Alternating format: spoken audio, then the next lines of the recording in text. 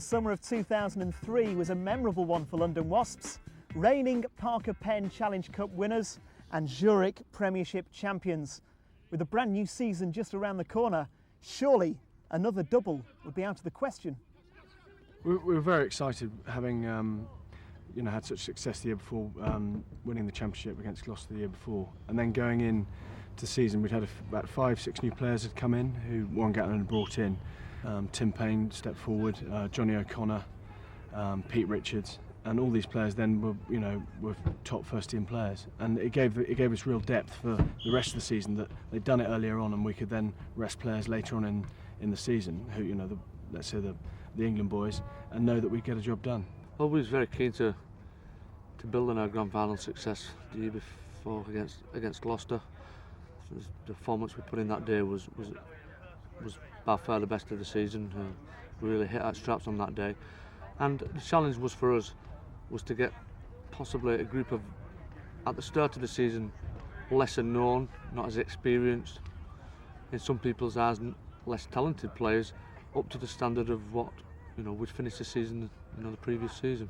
In an ideal world, you'd only blood 1 or 2 youngsters at a time, but we found ourselves at the start of the season we had to put a host of players in who weren't possibly used to playing regular first grade, because of the fact that we had so many guys away with England, the triumphant trip they had down under to win the World Cup. So there was a lot resting on people like Phil Greening, Craig Dowd at the start of the season, and particularly Rob Owler, who I thought led the side exceptionally well through those first few months. I mean, we did target that period because everybody was in the same boat, and apart from some of the teams that didn't lose any England players, and we realised that if we could sort of stay middle of the field, sort of on the top side of it, that when the England players come back, we're going to be right. But there's a feeling within Wasps that we don't want to rely on our England players. We're a club that is quite renowned for bringing on younger players. We've got a lot of talent coming through, and it was their opportunity to stand up and be counted. And there's a lot of players that actually came through that period and put pressure on the England players, the internationals, for the rest of the season. London Wasps' first test would see the English champions take on the French champions Stade Francais in the Zurich Challenge. Helped by Michaud, and Stade Francais so close. That's in there again, out to combat. Riviere, it's a good decision to come in and make the tackle by Rosier. Julien Riviere was taken down by Shane Reuser. He read that very well. Great tackle.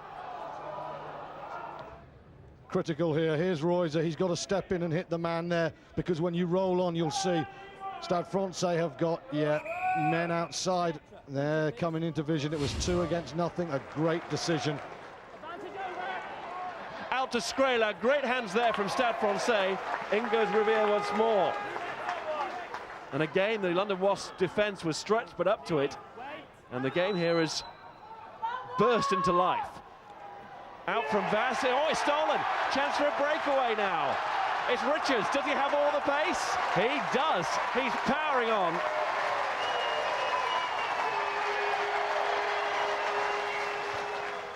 Reuser.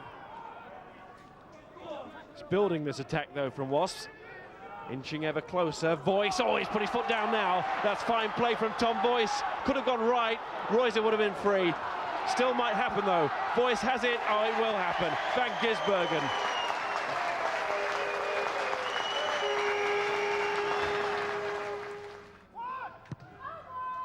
And what a great way it would be to start the season with a trophy. Warren Gatland made that point in the programme as well today. Just give everyone at the club that feel-good factor again, but here's Gomez. Nothing is certain because Stade Francais are getting very good indeed in this second half. Beautifully worked, scored by Comba. Gomez picked a lovely line, the full-back, and the Stade Francais forwards making good ground there. All pressure on Skrela, now trouble here. Skivington tries to put a hand on it, he does, and scores! Straight on. And scoring. George Skivington. Is that the one that will get London Wasps to this trophy? Plenty for Stade Francais to take out of this game in view of this second half performance, but will they take a trophy back? Riviere Oh, he tried his best. It was behind his back. He couldn't take it. All over. Wasps have got there. Won by a point. Well, here's a man overlooked by England, Phil Greening, who steps forward to receive the Zurich Challenge Trophy from James Hill of Zurich. There it is. Oh, it was, a memorable day for me. I was playing at fullback, which a position I like very much to play sometimes. I didn't play it much with Bath. So I was excited with the opportunity of what I could bring to the game at that position. And I remember setting up the first try. My kicking game was on the ball then, which I was pleased to see come back into my game because it had been lacklustre before that. And then remember getting stitches just before the final whistle, not knowing if we were going to win or lose with the score being so tight, and coming out of the medical room knowing that we'd won. So yeah, it was a nice start to my Wasps career. Having won their first trophy, it was on to the Zurich Premiership. And the first game, an away trip to local rivals Harlequins. Howley is charged with the task of leading them today. Great player, but question marks, can they answer them?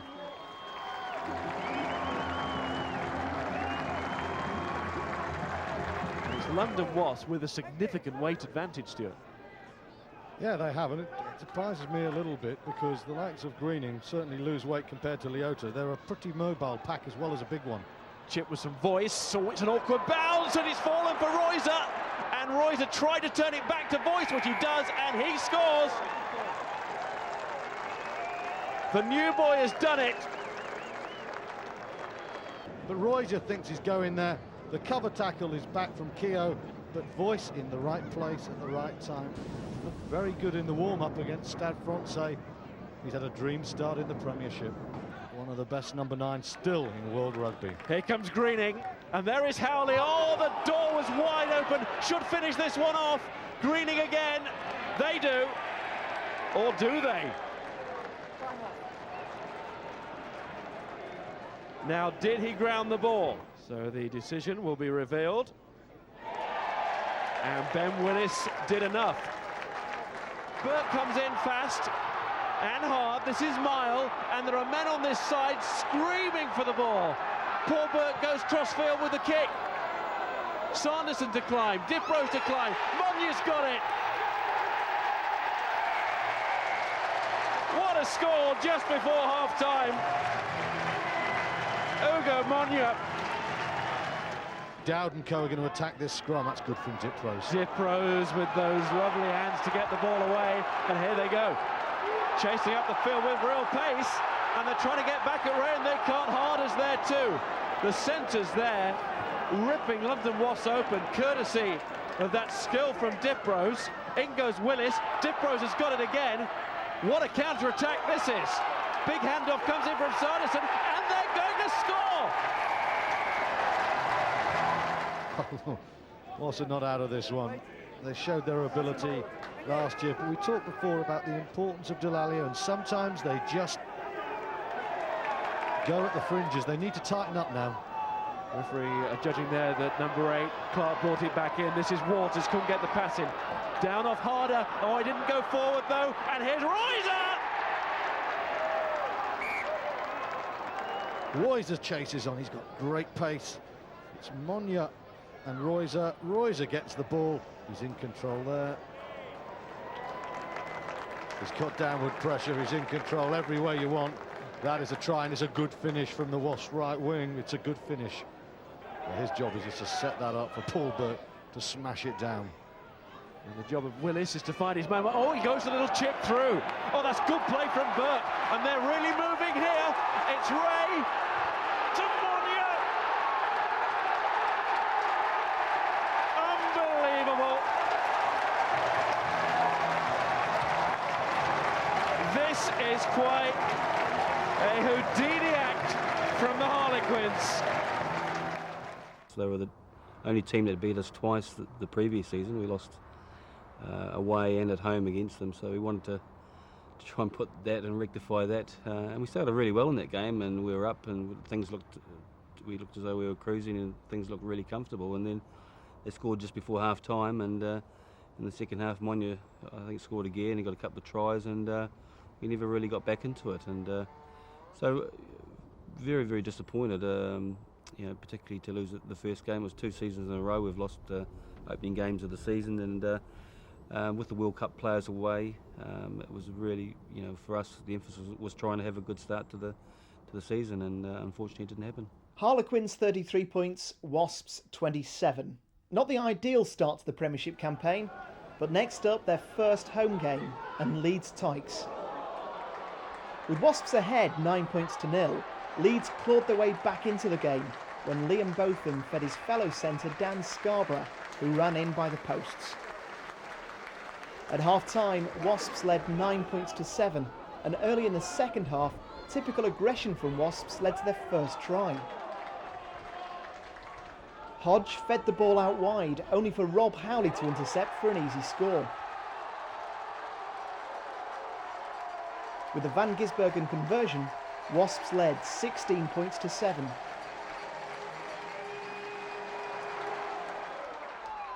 The next try was pleasing on the eye. Mark Van Gisbergen and Fraser Waters combining to send the fly half in by the posts. With Wasps 26 to 7 points ahead, Leeds were effectively out of the contest.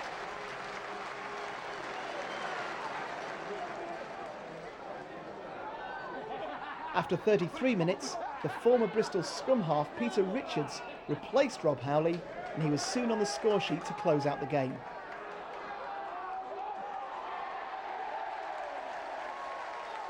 The final score, Wasps 33, Leeds Tykes 10. Given the fact that Leeds had a fantastic season the year before and had started so well, we needed to rectify the loss of the first game and to make sure that we got a home win and sort of climb somewhere up the Premiership ladder. And like I've said, with the emphasis, the aim on the whole season was with the World Cup. If we could be mid-table when the players came back, then we felt we could have launched something post-Christmas. So it was very, very important that we got a win. A couple of little instances in the game, a couple of stomping. Phil Greening got stomped on, and you know, there was a little bit of niggle in that game, but you know, it was very tough, very physical, and we were very happy to come out with a win.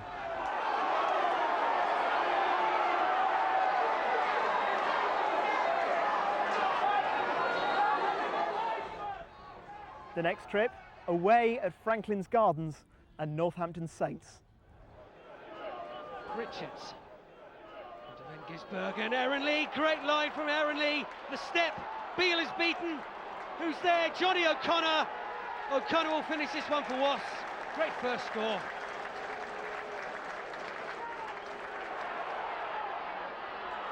Saints press.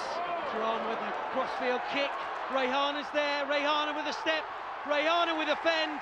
And Rayhana with a score. Purdy at the line out. Richards. Van Gisbergen. Van Gisbergen straight through the middle. Lovely running from the fly half. Aaron Lee through one tackle. Not through Clark's tackle though. The ball's there. And so is Peter Richards. Wasps running from their own line, just 5 points short. The ball's been intercepted. It's John Clark, and John Clark will seal this one for Saints. We played well, but we didn't play well enough, you know, and we made some silly mistakes, and that's probably something that happened to us quite a bit. We just let ourselves down just with, you know, sort of inaccuracies or little errors, and they managed to sort of pip us, and you know, it was that time of the season where we knew we had to bond and pull together if we were going to have a serious chance at, you know, being up there at the end of it. Having lost to Northampton Saints, the next test would be at home against a team that would push Wasps all the way all season. Bath at the Causeway Stadium.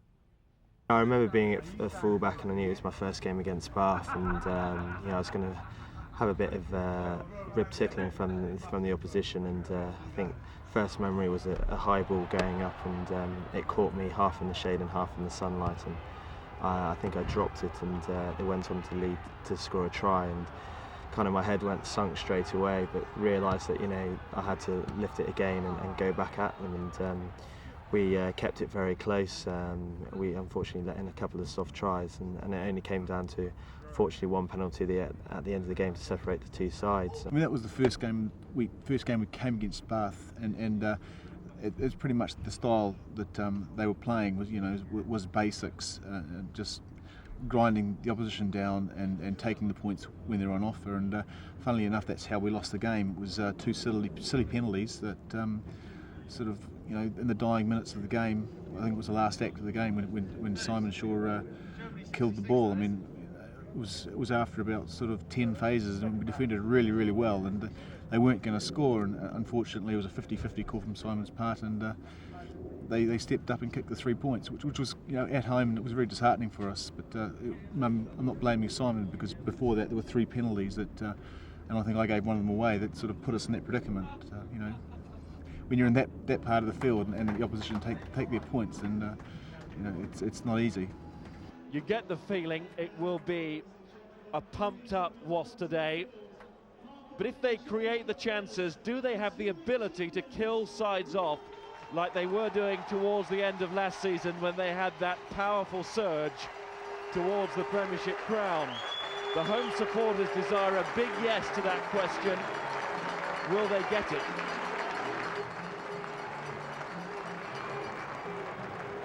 In goes Martin Ward. Understudy to Howley last season, Ward, so watch out for that confrontation. Malone going crossfield. Voice, he's dropped it! In goes Perry. Lee Best on the floor to retrieve for Bath. Wood again. Beattie trying to push his way through. Wood out, Perry missed it deliberately to allow Malone to feed it to Daniel. Now can Daniel go? Oh, he can! Brendan Daniel scores 20 minutes before the kickoff. He was passing a fitness test, and now he scored a try right at the start of the match. Howley again. Van Gisbergen on the loop. Now it's Waters. He's got Royzer now. Slips a man almost. Waters with him. Recycled that ball very quickly indeed. Craig Dowd. Can see how close they are to that line. Little short pass from Howley, using the big men. Wants it quickly. And there it is. Boys, here comes Shaw. Stretching and scoring. Simon Shaw. One after the other. Leota came thundering on the first hit. And then Voice gives Shaw the ball, and the tackle isn't quite good enough from Perry. And he needs all that 6'9" frame of his to crash over.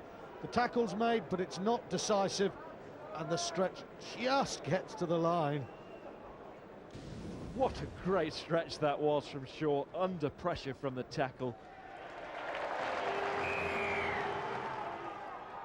Malone again, Perry, good decision by Rinley to clatter into his man. The crowd liked it, round of applause for that one. Lee Best now. Fanati, good drive over from the number 8. Wood again. Malone just behind him the pass, but it's still good from Bath. The back line looking good, and the forwards joining in well. Well played, Humphries. Daniel to go and score again. Oh, what a start for Daniel. If he stays on the ground, in the air, Payne might hit him. Humphries does well. Watch how quickly Daniel goes to ground. Down and slide, exemplary finish. What's the call here? Can they go on the outside like Bath did to them? Well, no is the answer, because that's good tackling from Jamie Williams.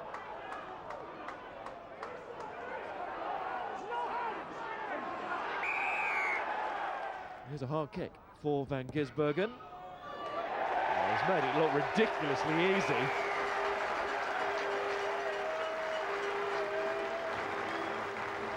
And he cuts the gap to just the 1 point now. Wood again, he's lost Malone now, he's come to the short side. So the scrum half goes himself. Good retention from Bath, and they keep going with Fiddler. What an effort this is to get so close to that line. Man comes through, penalty underneath the post, Shaw's given it away. And he's going to the bin, and rightly so. Simon Shaw gives the penalty away and also leaves the field for the rest of the match. Here's the offence. It's Bath who take the lead, and we're in injury time. Having suffered 2 defeats, a win was essential. The next trip was away to Edgeley Park and the Sharks.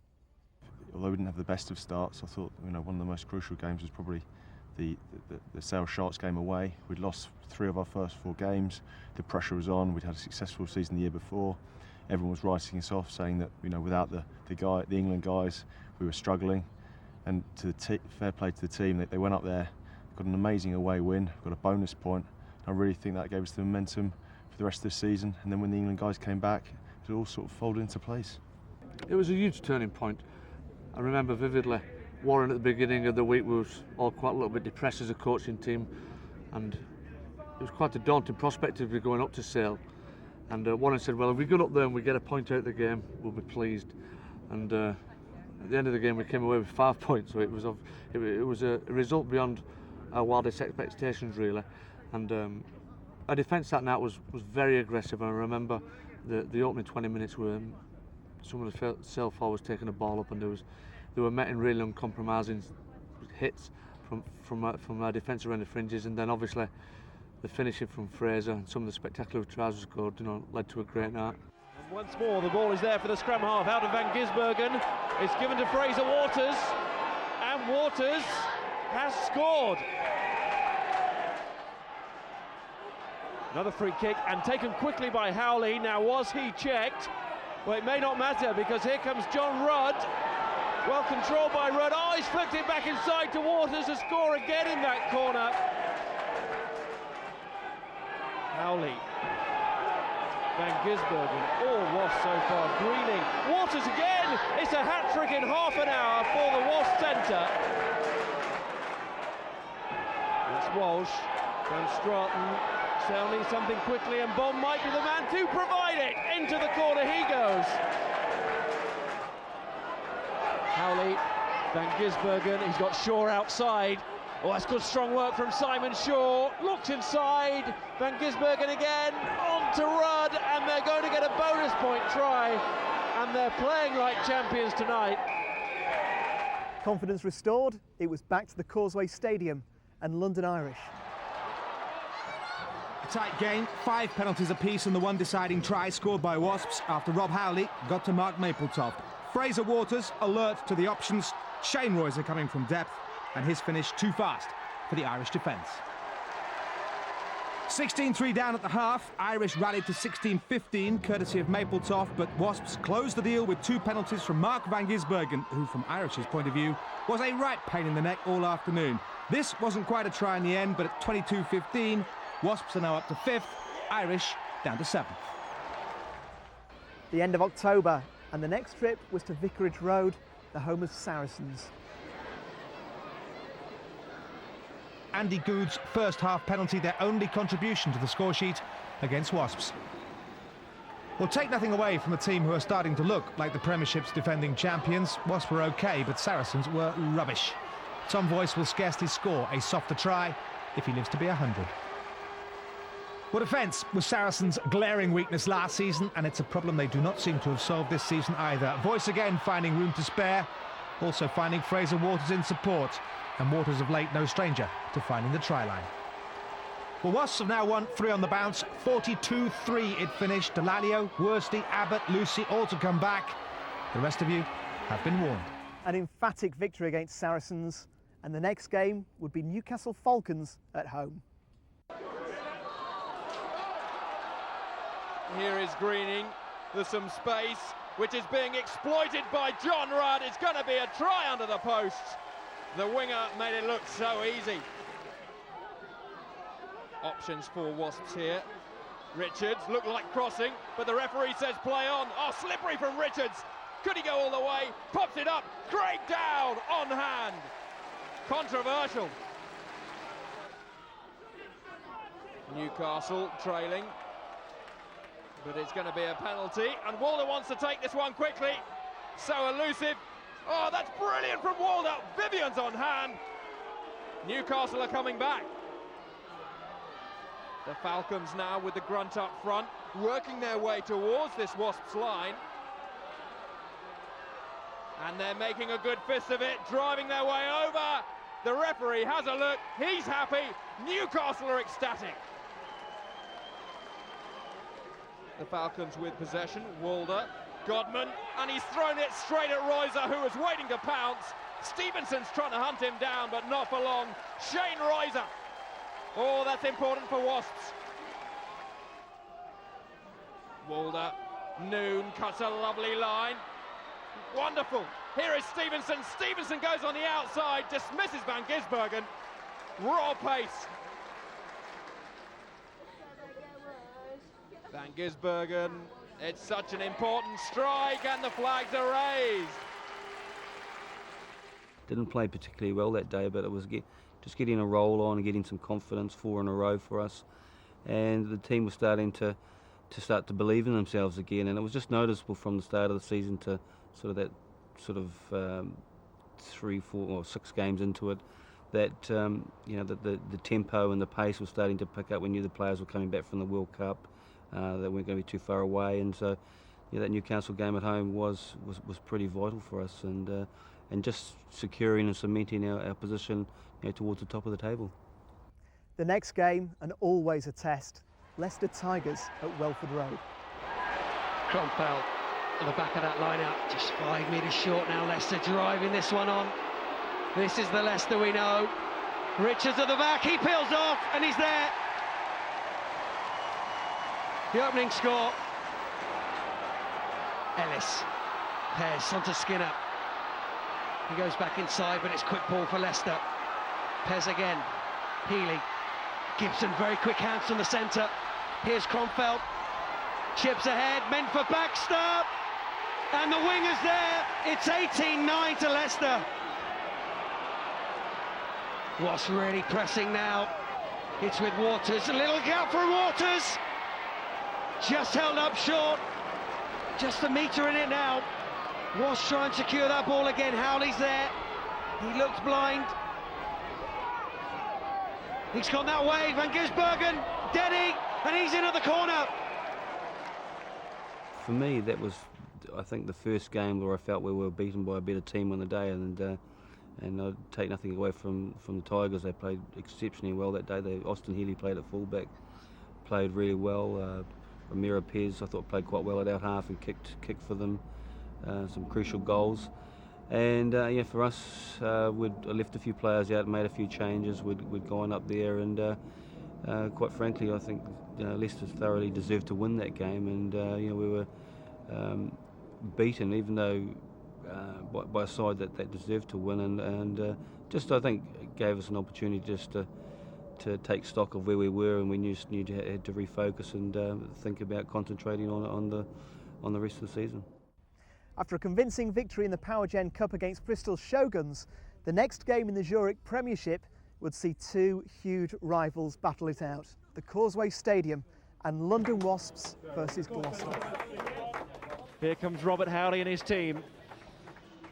And for either side tonight, the chance to go shooting up the placings and to give the club a massive boost just before the English World Cup men return. So will Delalio and co come back to a winning team?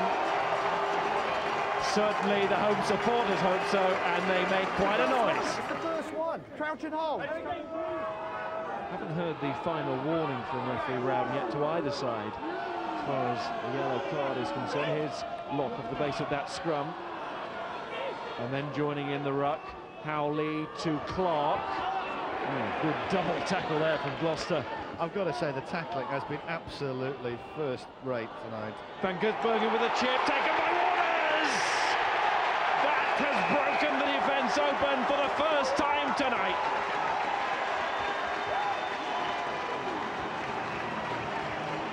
Both sides had threatened with the chip. It had been used as a weapon before, but never with that effect. And look at this little chip from Van Gisbergen, says get onto that to Fraser Waters, and he's away. But it was the line that Waters took to start with. He was out wide on the right, coming back in on the ball. Premeditated move. All right, you need a little bit of luck, a good bounce to the ball. They had that. Fraser Waters, form centre in the Premiership, gets the first try. Beautiful position for Rob Howley and the Wasps. Home crowd try and lift that pack. Lock going with it. Burkitt arriving. In goes the rest of the forwards now to try and shove their way over that line. Howley releases back to King, looks for the drop goal. Oh yes, from Alex King. Very neat indeed. Very sensible. Scrivener straight into action. Locke has left the field after a good game at number 8. In goes Payne. There he is, picking it up and just keeping his mitts on that ball. That's what Wasps need to do. Offside, says the referee. Gloucester couldn't resist. So Mark van Gisbergen to create an 8-point gap, and that is it. London Wasps have beaten Gloucester again. They did so at Twickenham at the end of May, and they do this season. It's a big scalp.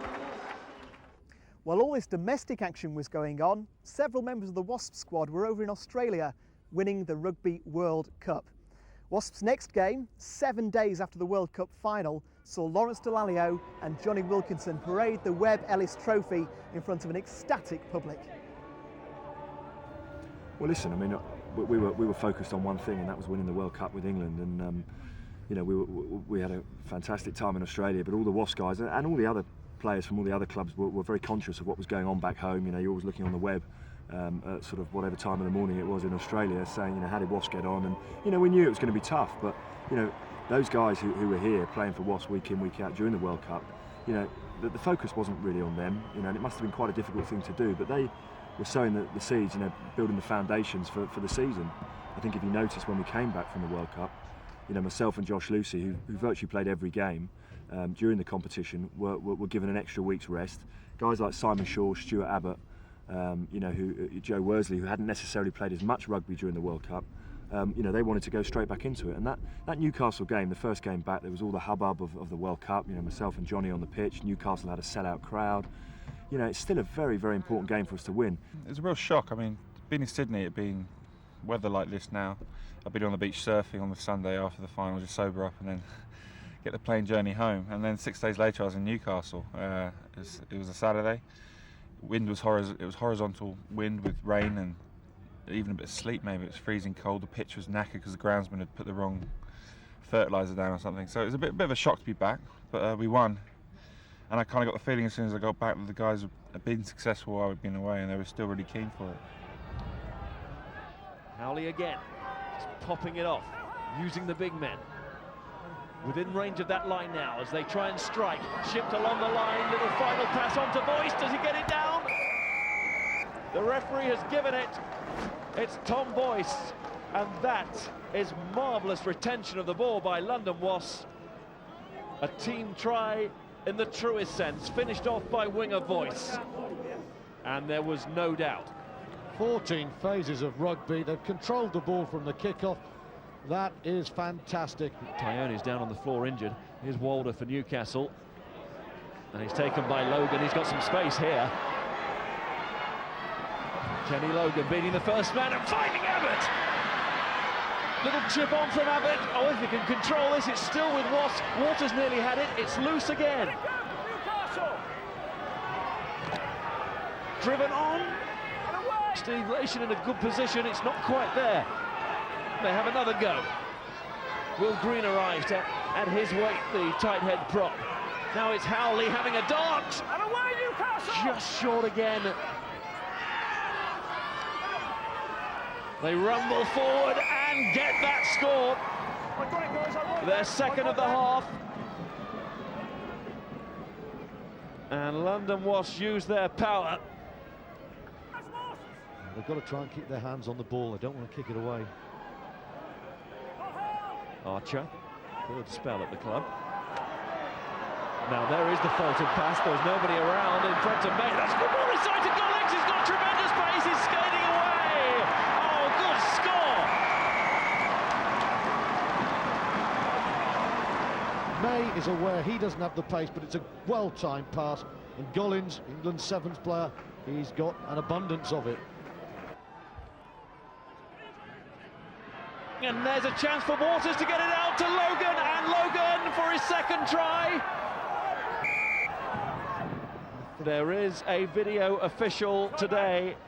It was good blindside work by London Wasps. Now, did Kenny Logan get that ball down? Well, it's wonderful blindside work. Now he's close. Hard to see from there. First angle looked the best. Now he's going for the line. On the line is a try. He's lost it. Thank you very much. Confirm that. Knock on. Yeah, Scrum 5, defensive 4. I think that's the right call. It is the right decision from Nigel Yates. Not many teams win here. Oh, that's behind Stevenson. And he does well to get a bit of go forward.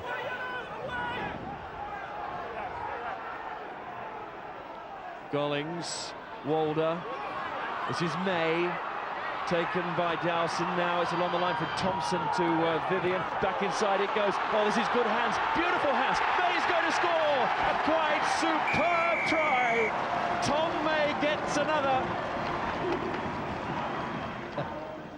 Back row combining well. May over for the score.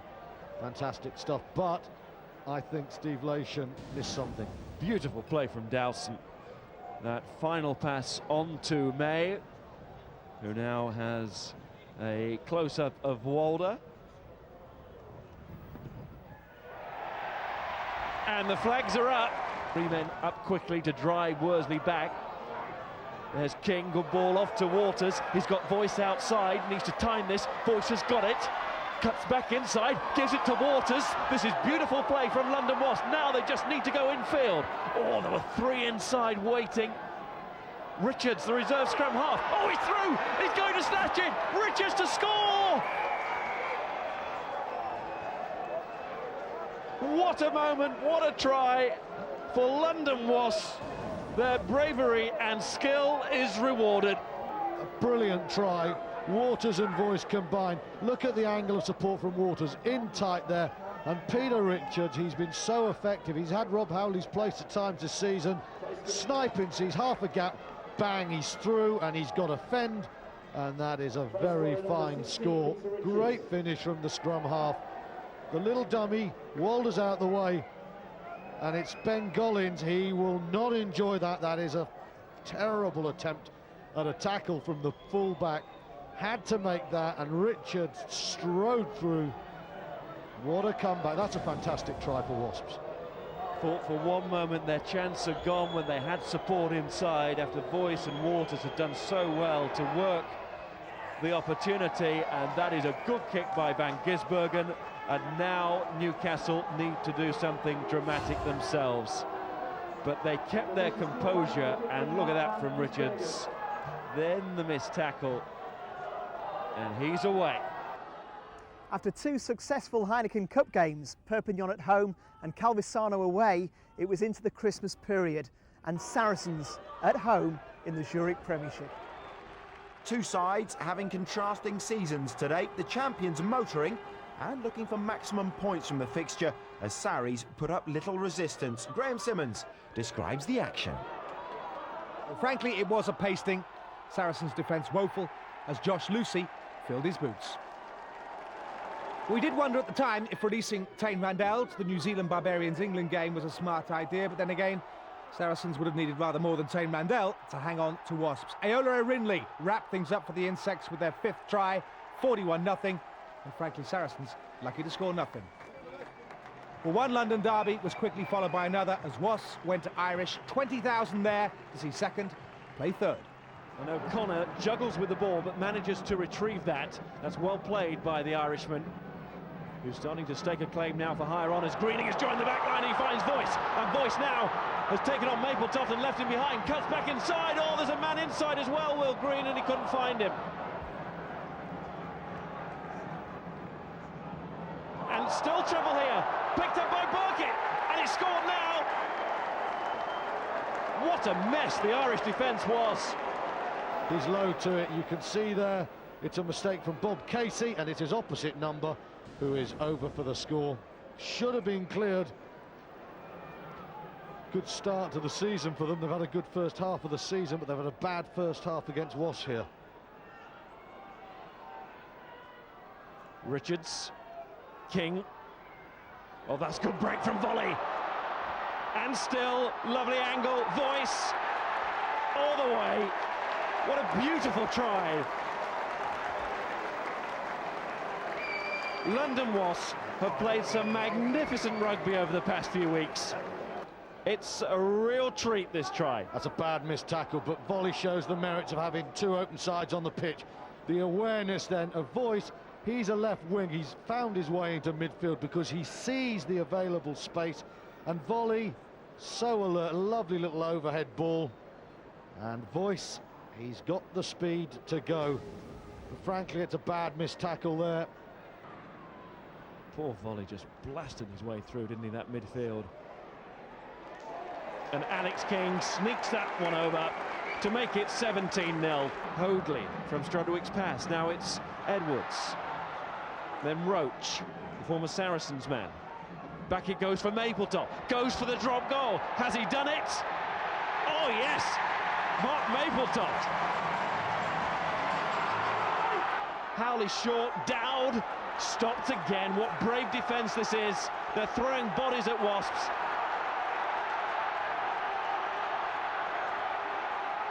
Crowd right behind them. Howley, they do have men wide. King knows it, and it is game over. Van Gisbergen to score underneath the posts. They were bashing away, and in the end, London Wasps forced their way through. But boy, they had to work for that try.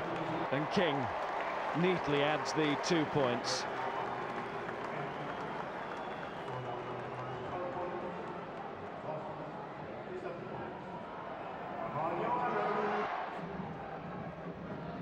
Safer option now has got to be to the second row. Good ball. That's where it goes now. Kondrotsky pick, well, he just meets a wall of yellow shirts. Mapletop, oh, it's a lovely ball! And Horak to go in. Well, Mark Mapletop had deserved that in the second half. Superb creation, and Michael Horak was ready to pounce, like he does so well. We talked about the way Lucy can run a good line from the back three position. Well, so can Michael Horak. He's proved that over the years. Look at that, straight through the gap. Opened up by Mapletop. Well, you never know. Stranger things have happened. As Stuart was saying, quite a lot of time to add on here. Howley again. King, Arinley. Oh, he's gone through now. Ayula, Arinley, is this bonus point time? Oh, it is.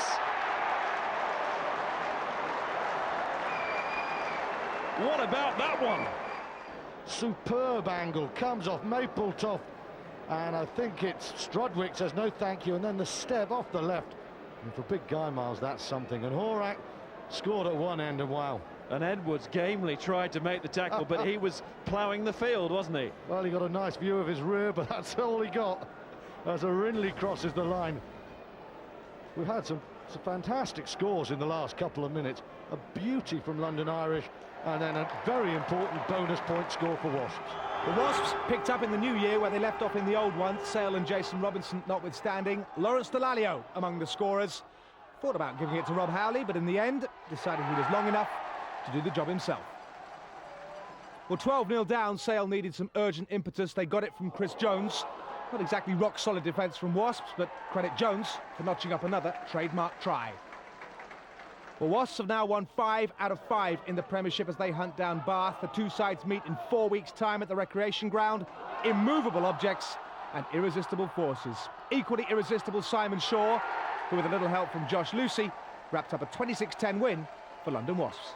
Yeah, the Christmas period is traditionally one of those times where you sort of 3 or 4 games packed into congested, festive season, which is great for family and friends, but not so great for the players. And for us, you can only really enjoy Christmas and New Year if you're getting victories, and I think we got 3 in the space of 2 or 3 weeks. Firstly against Saracens before Christmas, then London Irish at the Majeski, and then beating Sale Sharks at home.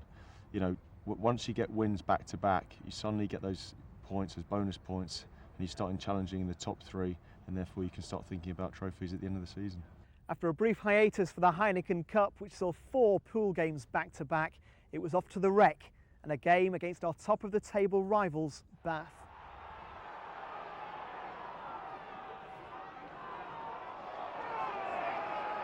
Charge from Beattie. Fernati. Alex King had to ready himself for that one. He had help from volley. It's back with London Wasps again. It's a match littered with turnovers for both sides. The defences are on top at the moment, aren't they? It's Wasps look more dangerous, but it's tight. Howley to King. Denny stretching and making it, and on to Shaw, and now it's Van Gisbergen to Voice. Voice against his former club. Little chip over the top. Van Gisbergen has taken it, and that is a wonderful try for London Wasps. A score in this vital tussle for points in the Zurich Premiership, and it was a beauty. Beautiful pass. Bath defence drawn. That's where they go for the ball. Then there's the overlap. Shaw with a lovely handoff, and Voice good control on the kick. And Van Gisbergen, almost like a flanker, picks it up, drives through for the score. Lovely score. I must say, Alex King's pass was beautiful, and Shaw in midfield was strong enough to hold the tackle and feed it off. Then it was Gisbergen and Voice 2-on-2, and didn't they work that well? The chip from Voice, the finish from Mark Van Gisbergen.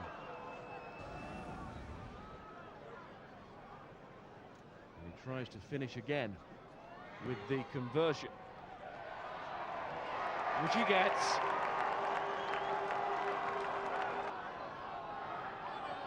Wood. Nearly worked for him, the sort of dummy that his other players helped him to throw. And it's led to a penalty. And this should be a simple 3 points. Lawrence Delalio doesn't like it.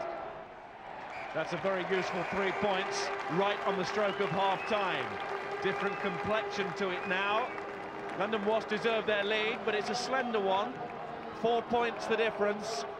7's healthy in this company, 4 not quite as good. So Bath 6, London Wasps 10.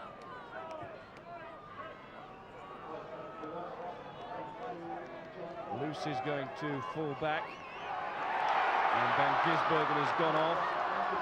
No, Voice has gone to full back. Lucy stays on the wing. Here's Barkley. Oh, and Lucy's not just stayed on the wing. He's taken the ball, and he could be away now to finish it all. Josh Lucy.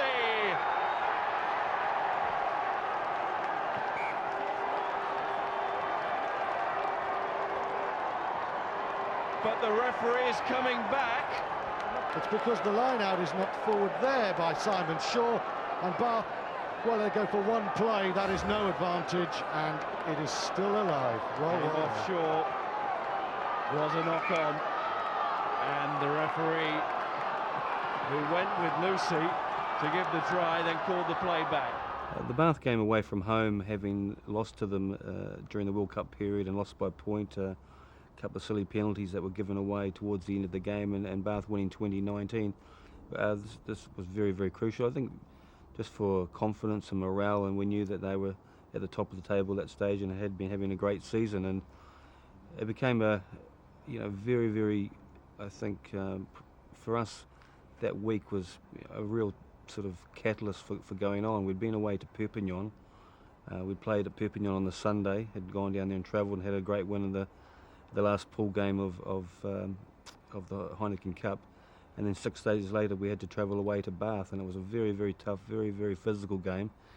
And we scored the only try of the game, as we did in the final, and we came away with winning 10-6. We didn't have a lot of ball, but we defended stoically, and some players really had big performances. So it was a tough game for us down at the Rec, and I was very, very proud of the performance, particularly having won away at Perpignan and then 6 days later turning around and winning away at Bath. I think it was a very, very important 2 weeks for us.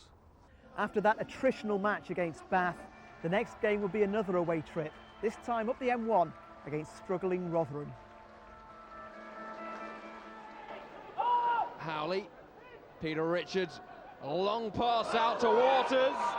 Erinley is bashing his way upfield and is just dragged down short. But Wasps are looking dangerous. They want to secure the ball. Voice is in there. Rob Howley arrives. Tim Payne now over.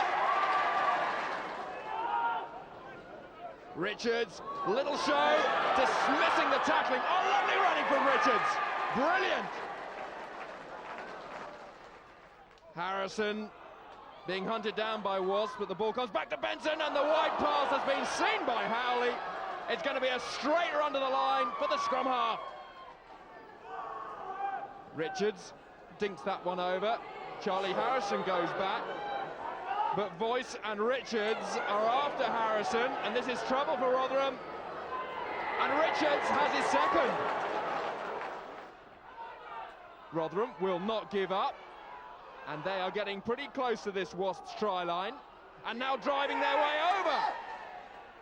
The referee has given it Andy Long. Rotherham are finishing strongly in this second half, and now they could take another try for their troubles. That's excellent, and underneath that is Colin Noon. Wasps, though, will secure the victory. Wasps have got a few games without beating Harlequins, so their next meeting was one that Wasps desperately wanted to win. I remember we were down on some players. I think England had call of their Six Nations players, so we weren't full strength. We'd had a sort of disrupted week. Warren had decided he was going to go on holiday, and it was a moment for the team where we could take responsibility, and it was that core of the young fellas coming through once again to step up and take Harlequins on. I mean, Warren came back for that game, and we showed them that we'd been training all week and what we'd been doing, and we went out there, we felt very confident. The guys played really well. We had a fantastic line-out, which is not what we've always had, but we had George Skimmingston, Purdy and Richard Burgett, which, all very, very tall guys playing in the line-out, and we won a lot of ball that day, and Harlequins have got a very, very good line-out. We nullified their drive, and we played very well, and Erinley came on the field and he did his magic as he does and scored in the dying seconds of the game. And I think as a spectator watching it on TV, we were always in it, but it went right down to something like the 88th minute for Oogie to get over and score that try. Wasps start this evening fixture. Both sides are very quick starters. They do pile on early points.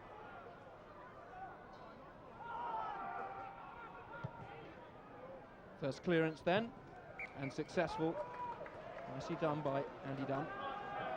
It's an interesting young half-back partnership, Simon Keogh and Andy Dunn, two of the Irishmen that came over pre-season. Andy Dunn, very different player to Paul Burke.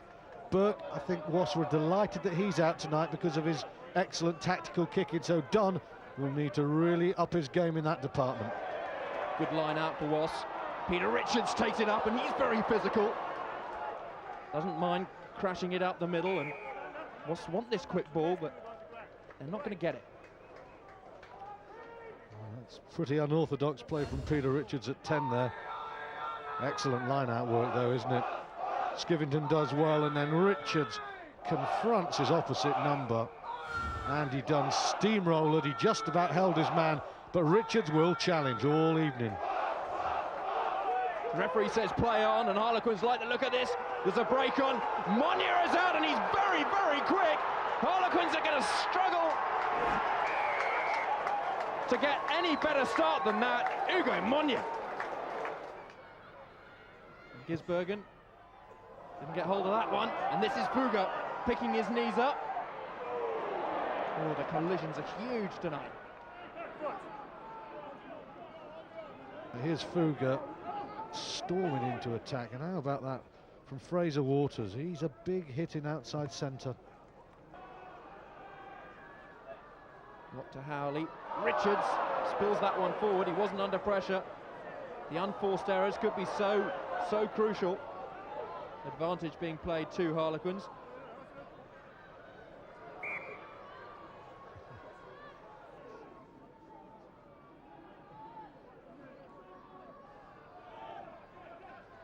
the short side, and Harder is through. Inside, it's going to be another one for Harlequins. If Sanderson can finish, which he can. Watch this defensive play there, though. Waters caught out. Harder with an intelligent line. The inside ball, Sanderson says on my terms, reaches over. It's a good score.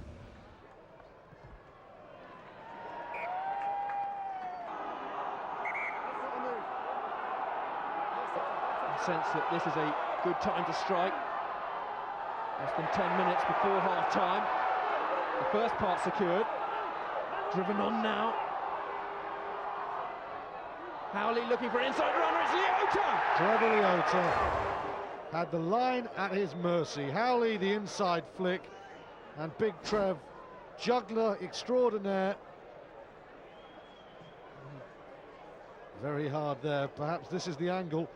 No control there. He doesn't have the ball. He's getting it now.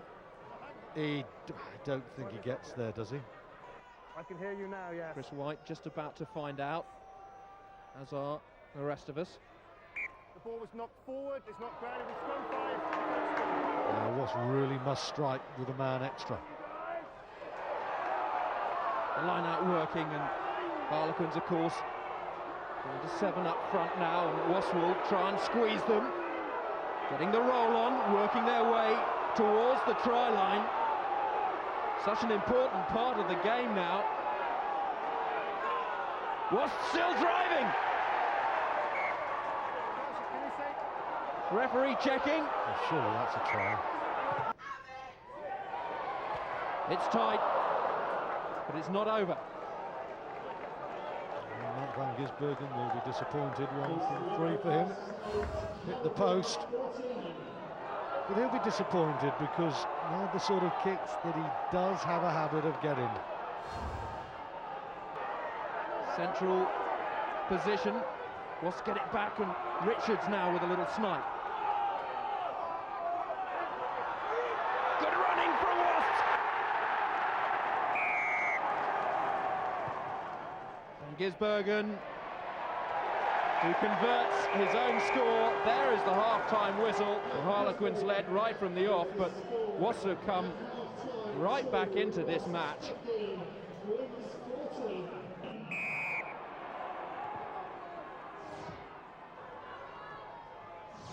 Clark doesn't take that one. Dowd goes back. But Harlequins get the perfect start. Dean takes the pass from Ray. Wasps with the tackles, trying to slow it up. The ball comes back. Worsley. Little flick. Sanderson's going for the corner. The referee's checking and gives it.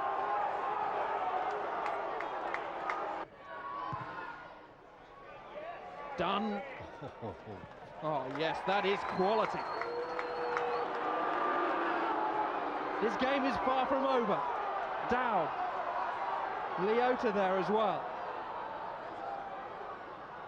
Howley to Richards. Irinley. Little shuffle at the feet. Irinley! Needs to get it down, he does! That's wonderful! And the pressure now on Van Gisbergen. Look at the little step there. That is tremendous. Monye can't make the stop. Brilliant finish. What a lifeline. What a kick for Van Gisbergen. This kick for Wasps to take the lead.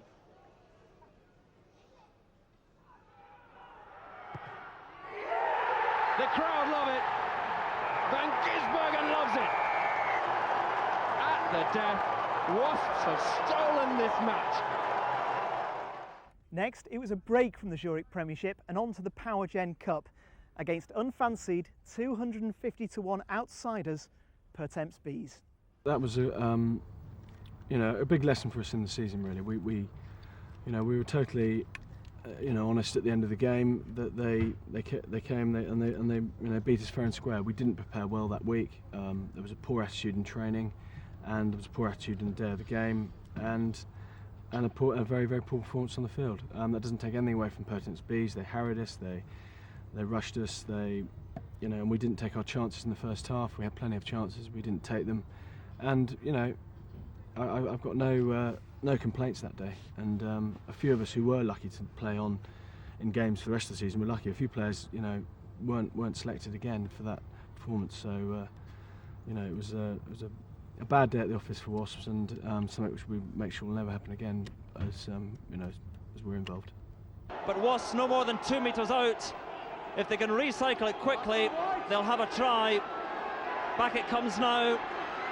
Richards with a crossfield kick, which goes almost backwards, but still they have a chance. Leota out there to Mike Roberts for the try. And finally, Wasp pressure has told. Sean Wolf opts to cut inside. Thought he was going to put boot to ball, as well he possibly should have. And now the kick is half charged down and the ball is bouncing loose.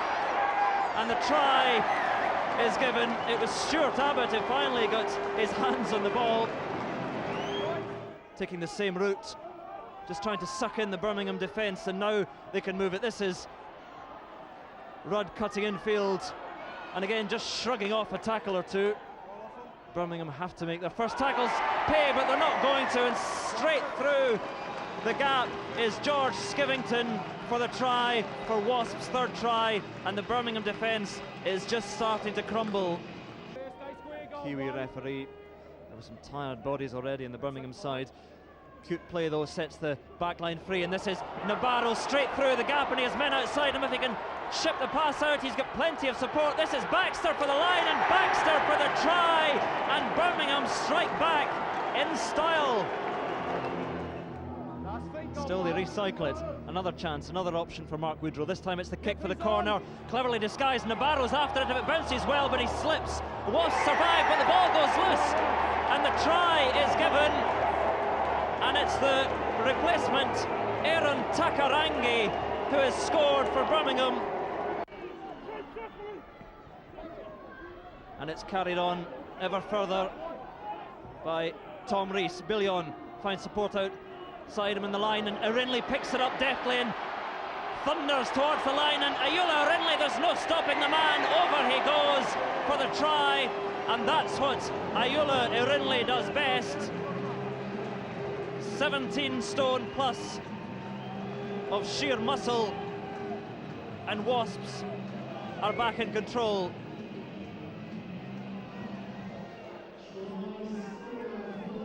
Abbott's long pass was loose, but it was scooped up by the massive paws of Ayula Irinley, and he certainly does take some hauling down, and Birmingham still have it. Woodrow juggles with it once and then sends a long pass, a loose pass out, but it's gathered well. This is Orgie, the captain, and a penalty to the Bees, offside, and this will be a kick at goal to put the Division 1 side in front.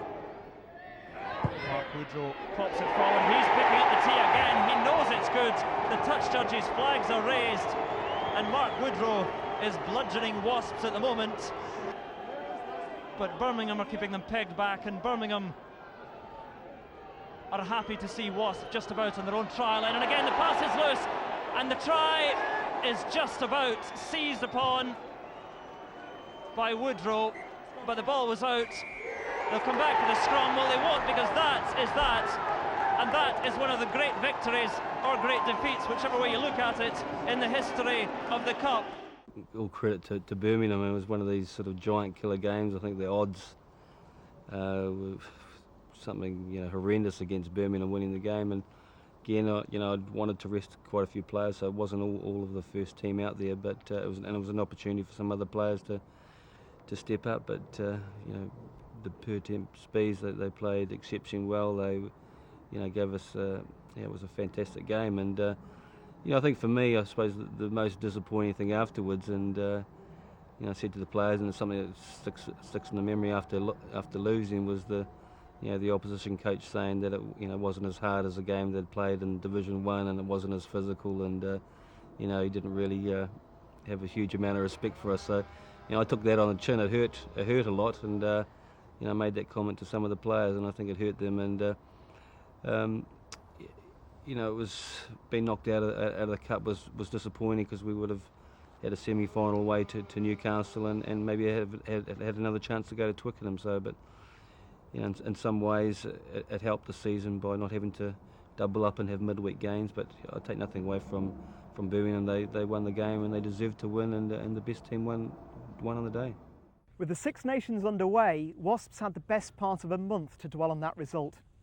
It meant they'd come out fighting for their very next match, Rotherham at the Causeway Stadium.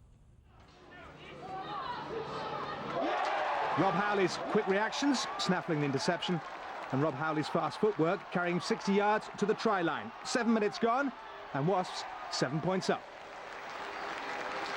Well, the Londoners never looked back. 2 tries to the good at the break, became 3 soon after. Mark van Gisbergen's nifty offload giving Kenny Logan all the time he needed to get to the corner. Well, this may have been Rotherham's 18th straight reverse, but as ever, they refused to go quietly. John Pritchard with the try. But with all due respect, this was little more than a dress rehearsal for Wasps' coming confrontations with Northampton this weekend and Gloucester next. This game and the bonus point wrapped up by Tom Boyce. Following the defeat to Pertemps Bees, a 5-pointer against Rotherham was just what the side needed. The next team would provide a sterner test, Northampton Saints at the Causeway Stadium. I think at that time of the season, I think we were in second place, and I think Northampton were in third. And for us, it was we had to lay down a marker really for sort of maybe potentially the end of season playoffs, where the second team plays the third.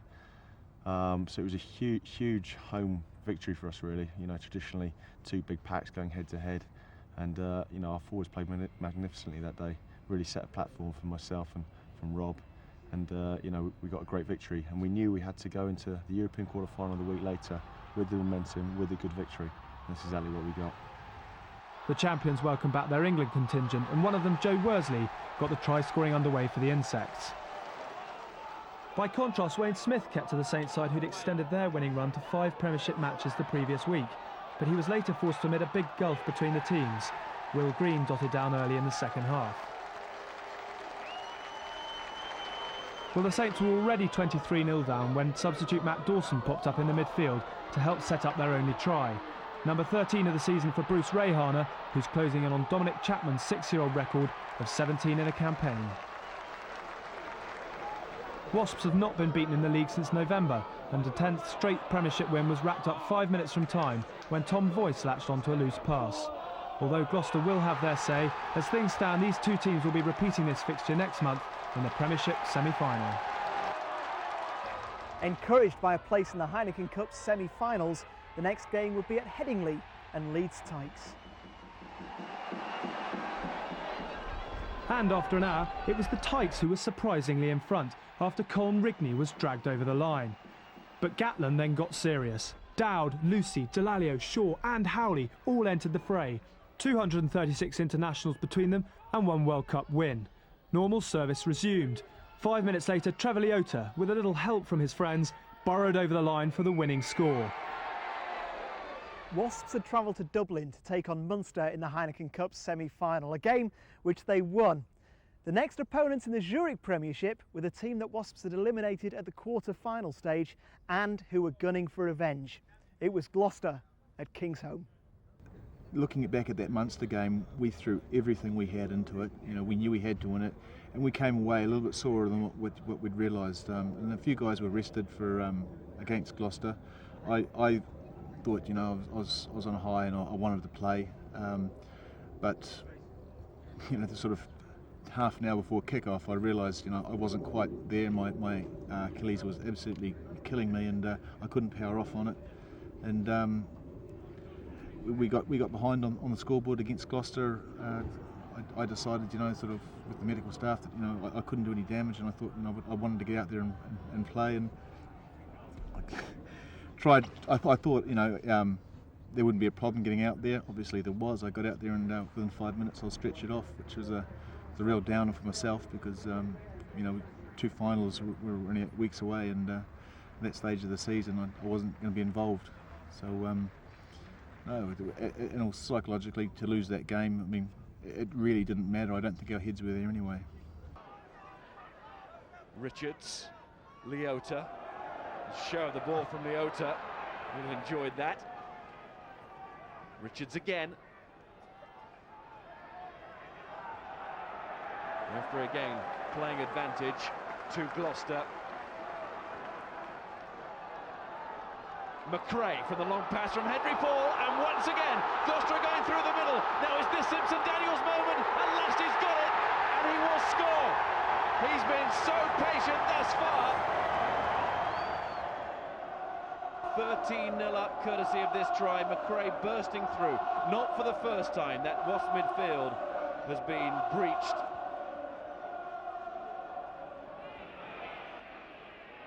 Delalio to Richards.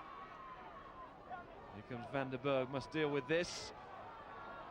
Bang, he goes straight for the man. A physical player.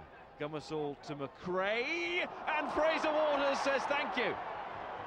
Just before half-time, Gloucester make a big mistake there, and Fraser Waters makes them pay. Now, how much will that change the match? Gummersall, McRae. Goes for the chip, Simpson-Daniel. Gloucester still have it.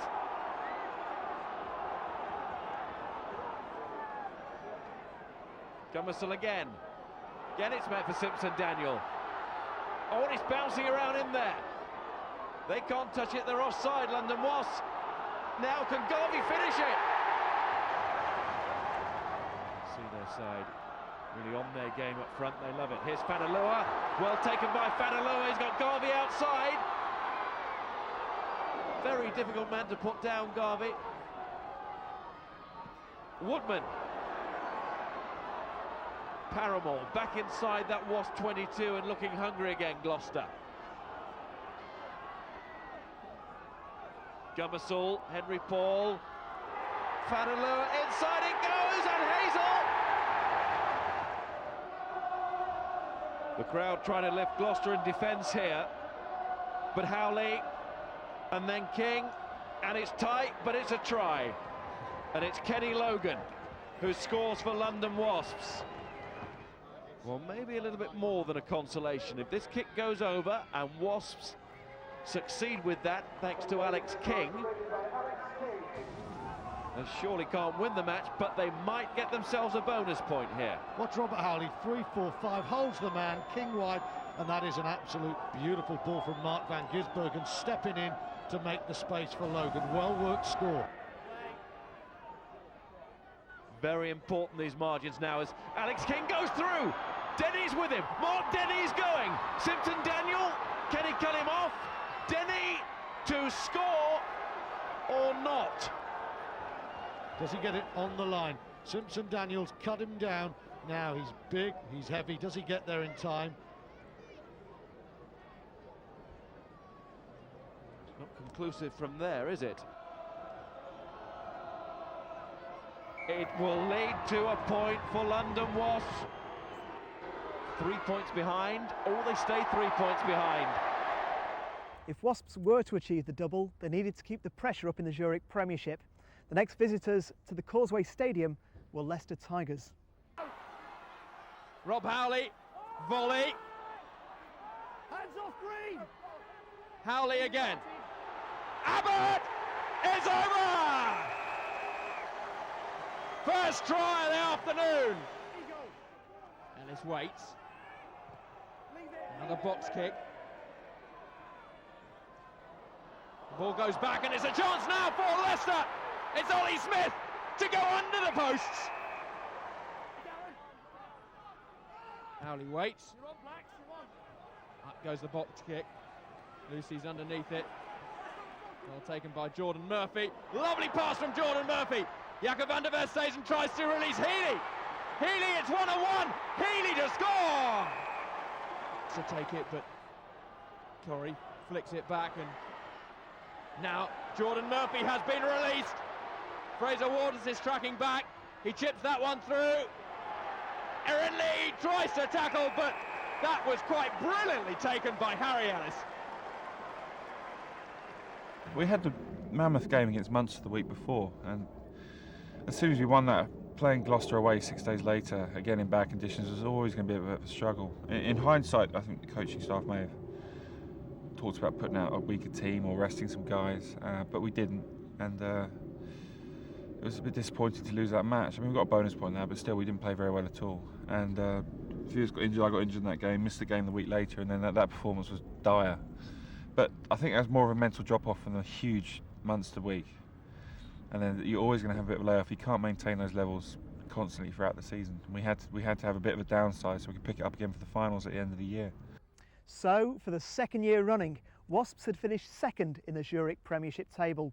And for the second year running, they had to play Northampton Saints in the playoff semi-final. And you know, that was probably our toughest time of the season, because potentially we had so much to gain, but also potentially so much to lose. And we knew that after the Leicester game, we had three of the biggest games in the club's history. We had the playoffs semi-final against Northampton, and if that went well, then we had two huge finals. And I thought, for me personally, that the Tom Voice try against Northampton was one of the defining moments of the season. Really, we sort of sputtered our way for the first sort of 20 minutes of that game. Confidence was a little bit down. Guys were probably trying a little bit too hard to get things right, and Tom produced a bit of magic that for me sort of changed our season really, and it sort of gave us the momentum in that game. We went on to win it, and obviously the European and the Premiership happened the following 2 weeks. It seemed rather weird, you know, the first 10 minutes Northampton were all over us, and we lost to Leicester the week before, and I think we lost to Gloucester as well. And I don't know if we thought, oh God, here we go again, and then suddenly it was like a pressure valve just being released. And after I scored the try, we suddenly just believed that we could do what we used to do, and we came back and we absolutely creamed them. It's a fortnight for a place in history for these men, and the faces show that. Wasps hold this trophy. Will they be holding it this evening?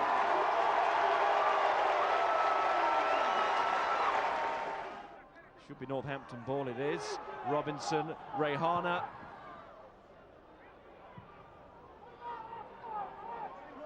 Look how high that bounced for Van Gisbergen.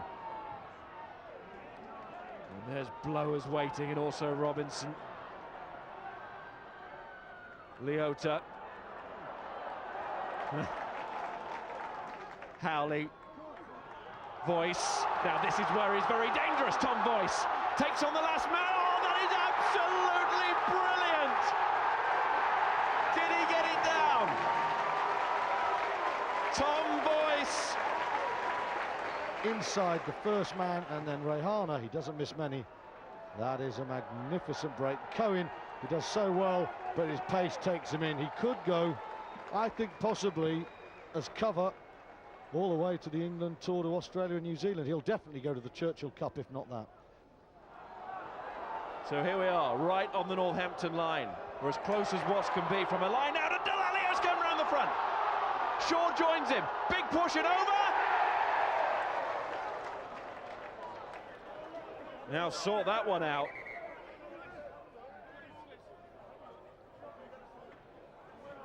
Everybody knows how important this is just before half-time. They've dampened Northampton's early passion, and they're in control. Howley, Abbott, now he can cause havoc in space. Howley again. King to Delalio. Wasps really know when to turn the screw, don't they? Leota, Worsley went looking for it, but it's given to Shaw. Shaw to Irinley. Irinley is going, and Irinley is scoring. And Twickenham is starting to get ready for a double dose of Wasps. Wonderful play from Shaw. That is a lovely offload. And how about that for a finish from young Eula Irinley? Really top-class stuff. Robbie Morris brought on for Tamapo. He is a very, very powerful runner in the loose. Here goes Robinson. Oh, it's interception time! And away goes Abbott! And away go London Wasps!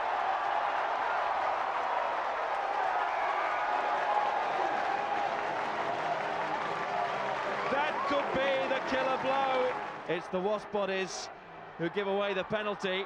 And now they have to turn and make a tackle. Green's on the wrong side, got a bit of shoe for that. Grayson turns it back inside. Cohen trying to use his bulk. It's nearly there. Connors shipped along, and Drone gets it to Blowers. Some lovely hands there. Grayson involved too, and Northampton, if they're going down, are going down fighting. Here's Grayson, because Warren Gatland was very impressed with Purdy last week against Leicester. Thought he was one of the leading lights in a poor performance. Here's Lucy coming across field. High tackle, says the referee, but Lucy doesn't mind. He just shrugged it off. Josh Lucy. Support comes from volley. Volley for Twickenham. Surely. That's very alert though from Lucy, isn't it? He knows he's not going to get there, and volley in A1 position. Coming off his line to make it hard for Darren Fox, who does well, tries his best to get there, but volley still not got it down. He has now. Richards goes for that handoff and feeds off to King, and then Denny, and Denny gets away. Now he's looking all around for Voice. He's got a man inside Richards. Voice has got it, and Voice is going, and London Wasps now are having fun in the sun.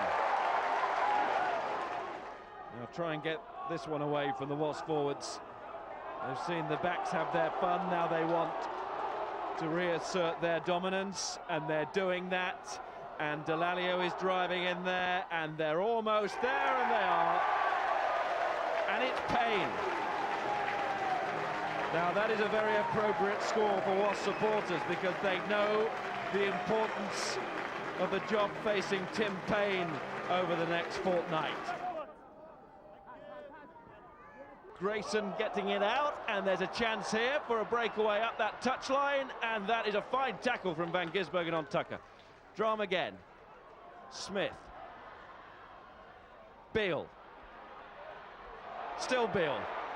Is he going to get this try? Nick Beale. How about that?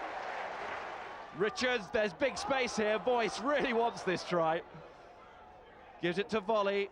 Now Van Gisbergen. Denny. Looked very good since he came on, and Delalio, the captain. If that is the end for Wasps, it's almost the perfect end.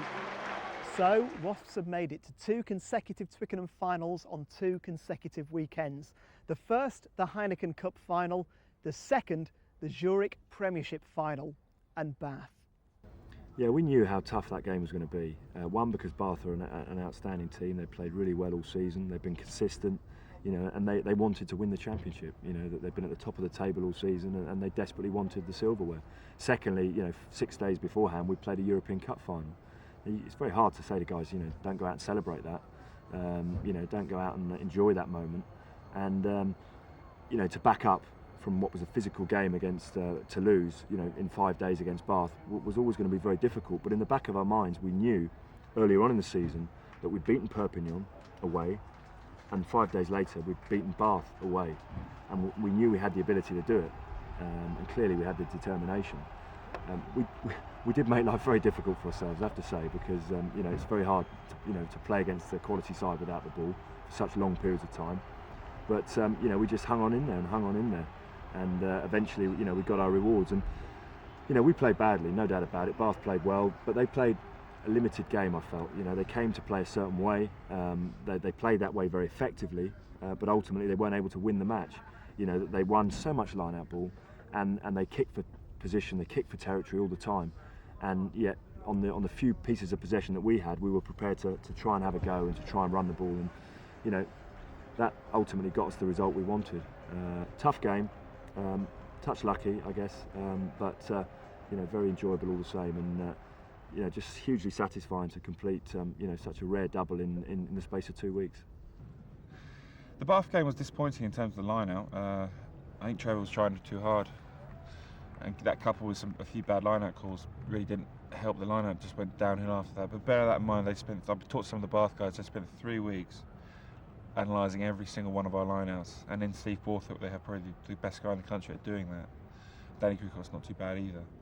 I think Steve had identified every single lineout, so as soon as someone made a movement, they knew exactly what we were going to do, and they went straight there and cut that out. They've been practicing for 3 weeks, and boy, did it work really well. So we didn't literally have any ball, but again, just our defence was awesome and won the day. I mean, we had a few tries to slow us. I felt we could have won by a little bit more. I was always confident winning that match. I mean, that game really was just, for us, it was just, let's just hang in here and you know, and scrape a win, because, you know, we were absolutely off our feet, really. You know, from the week before, from the amazing sort of high the week before, and you know, the atmosphere at the game when we arrived wasn't, you know, it was important not to compare the 2 weeks, and there was a special effort made that, you know,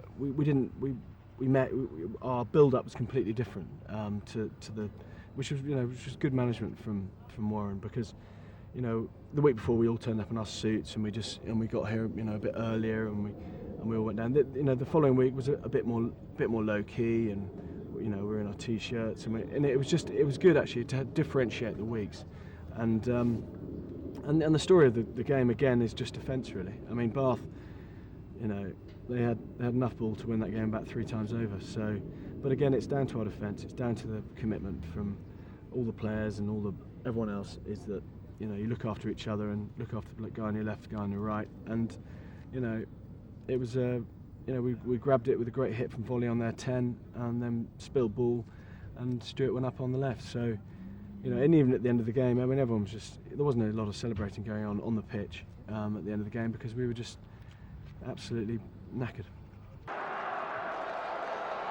And it was drifting towards Bath. That's not a good start from Leota. Taken by Humphreys, his opposite number. Wood, look at that pressure from Worsley, but it had already gone forward. The referee's whistle has gone, and in the din at Twickenham, some of the players haven't heard it. Waters realises now, but you could see what Wasps do there with Worsley right up in the face of the kicker. Wow, see more of this today. The good news for Bath is Borthwick winning his first steal of the day. The bad news is the pressure was supply on the kicker. Malone is a good technician, but he's not the fastest, and he's going to have to be a lot quicker with his kicking. Wasps are a killing unit when it comes to pressing the 10. Let go, tackle, let go! Rucock. Wood. Little chip from Cat. Oh, look at that bounce! Nearly falling there for Fernarty and Humphreys. And no advantage for offside, so it's a penalty to Bath anyway. Back in 2001, they'd won their previous 10 finals at Twickenham. Here's Malone to try and set them on their way this year, which he does. Leota's throw again, and it's Bath ball through Lipman at the tail. Rucock gets a hand in. It's mounting up now, 3. 9 minutes, 3 line-outs lost. That's a worry, unless you're a Bath fan. Leota loses his 4th line-out as Bath pour through, pull volley clearly on the wrong side. He's getting rocked. The boots are going backwards. No complaint from the flanker, but I think he wants to get out of there. Now Malone has missed that kick.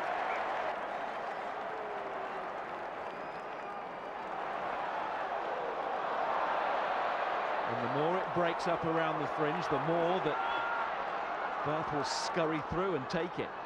Here comes Tyndall. Oh, he's given it to Howley. Howley's gone and got himself another. This one is underneath the post. Wasps going in search of another Premiership final smash and grab, and that was a smash and grab from Howley. No, it's not a try, Mars. It's not given. It's a forward pass. It's a knock-on given earlier. Wasps need to get this ball away quickly, and Delalio, aware of that, comes from his position at number 8. Howley to King, and this will be Mike Katz. And this is a long-range drop goal. Good effort. Bath trying to get in. Oh, they got their hands on it! And in goes Wood. Oh, it's a poor pass. And taken by Fraser Waters with glee. It was brilliant from Borthwick. And then Howley is trapped by Borthwick, the man who snaffled the line out. Leota, King, Abbott, Lucy, powering on. Just looking to offload there and he couldn't.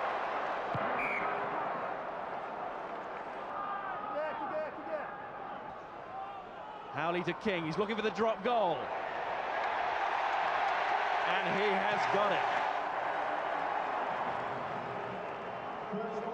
That's a good kick from Alex King.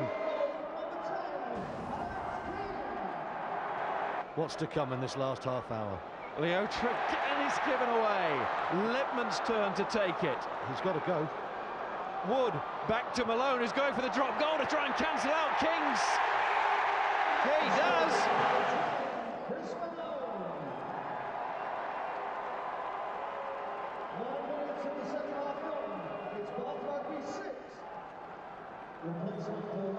Here's the change, Stuart.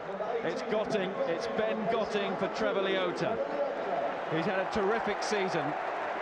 His try against Munster at the end of the semi-final in Europe was voted by the Wasps fans as the moment of the year, and why not?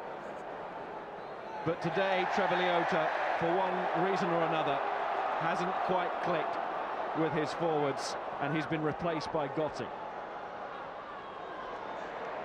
Lucy being turned there.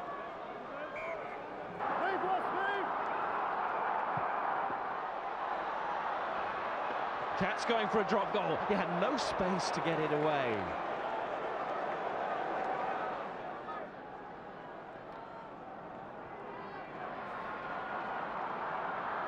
Oh, Malone was smothered there, and it's picked up by Boyce. And Abbott is going here. Oh, he's away from Higgins. Abbott for the corner. And this time, there's no doubt. Hats off to Paul Volley, the number 7, makes the hit that disrupts the Bath attack. And Tom Boyce, who has been a ubiquitous force in open play, makes a fine decision. And Abbott is never going to be stopped from there. Volley with the hit, and then Boyce with the awareness. Now Bath have got to do perhaps more than just drop for goals, especially if Mark van Gisbergen kicks this conversion. Slotted one from there last week. Can he do it again? All these points really matter today. And there's 2 more. In such a tight game, that's a massive kick too. It goes to Fiddler. Mears. They nearly lost control. Is it the double for Wasps or the title for Bath? It's come down to the final sentence.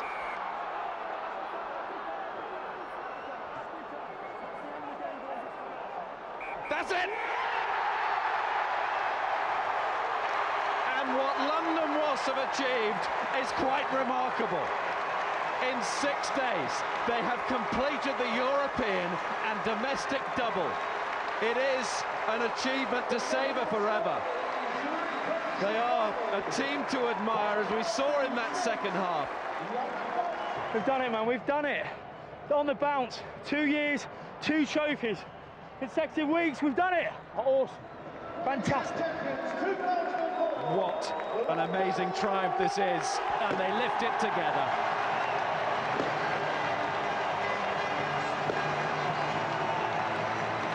How's that for a week to remember?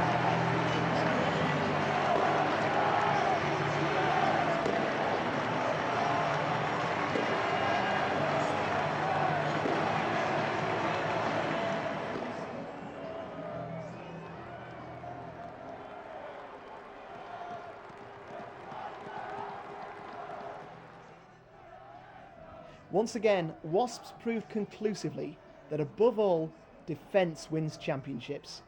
The Wasps' mantra, defence wins championships. We like to be quite aggressive in defence. We try to attack with our defence.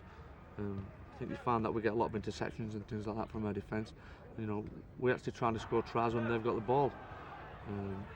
To do that, you know, you have to be pretty aggressive off the line, and you've got to attack the man who's got the ball in hand, and that's basically what we do.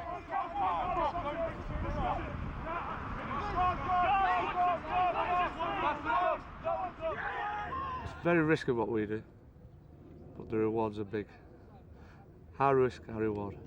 And it was very much a Premiership season, you know, very similar to the season before. We got a home semi-final against Northampton, and you know, really, they put 50 points on them and really gave them a real trouncing, and then went to the following a few weeks later to Twickenham to play against Bath, and what ended up being the same result as our away victory, which was a tough physical game. Wasn't as pretty as the Heineken Cup final in terms of the open, attractive rugby that was played that day, but you know, I think it showed for us the side that, you know, the types of style that we're able to play. We can play that close, tight, hard, physical game without a lot of ball and defend. And then there are other periods of other games where we were able to throw the ball around, move it, and score some wonderful tries. So I think there's a lot of experience, a lot of talent in the side, and you know, there's ability to play some fantastic rugby. So, for the second year running, Wasps were English champions. To win the Zurich Premiership trophy is one thing, to hold on to it, another thing entirely. That Wasps did so and mounted a successful Heineken Cup campaign proves that this Wasps side is really something very special indeed. Oh, Malone was smothered there, and it's picked up by Boyce, and Abbott is going here. Oh, he's away from Higgins. Abbott for the corner. And this time,